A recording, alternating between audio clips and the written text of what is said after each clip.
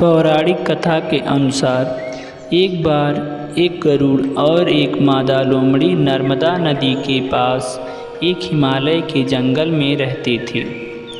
दोनों ने कुछ महिलाओं को पूजा करते और उपवास करते देखा और खुद भी इसे देखने की कामना की।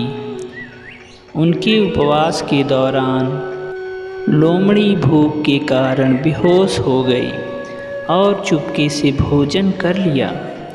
दूसरी ओर चील ने पूरे समर्पण के साथ व्रत का पालन किया और उसे पूरा किया। परिणाम स्वरूप लोमड़ी से पैदा हुए सभी बच्चे जन्म के कुछ दिन बाद ही खत्म हो गए और चील की संतान लंबी आयु के लिए धन्य हो गई। अर्थात इस कथा के अनुसार जीमूतवाहन गंधर्व के बुद्धिमान और राजा थे।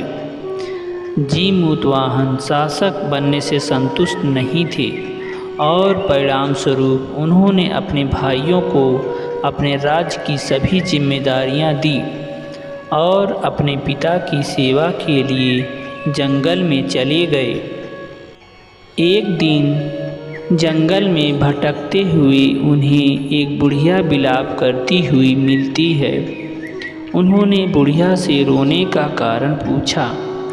इस पर उसने उसे बताया कि वह सांप नागवंशी के परिवार से है और उसका एक ही बेटा है।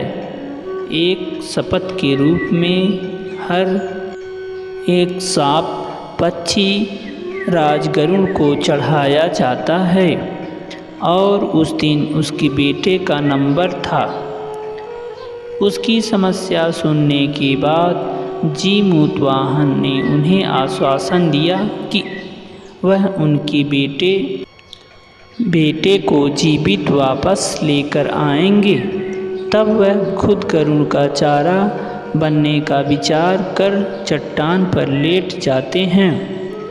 तब गरुड़ आता है और अपनी अंगुलियों से लाल कपड़े से ढके हुए जीमूतवाहन को पकड़कर चट्टान पर चढ़ जाता है।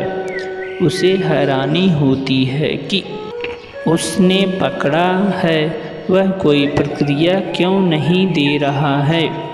तब वह जीमूतवाहन से उसके बारे में पूछता है। तब गरुड़ जीमूतवाहन की वीरता और परोपकार से प्रसन्न होकर सांपों से कोई और बलिदान नहीं लेने का वादा करता है। मान्यता है तभी से ही संतान की लंबी उम्र और कल्याण के लिए जीतिया व्रत मनाया जाता है। जय जीतिया माता। मेरे प्यारे साथियों, अगर जीतिया माता के सच्चे भक्त हैं तो वीडियो को लाइक और सब्सक्राइब करके कमेंट में जय जीतिया माता लिख दीजिए। जय जीतिया माता।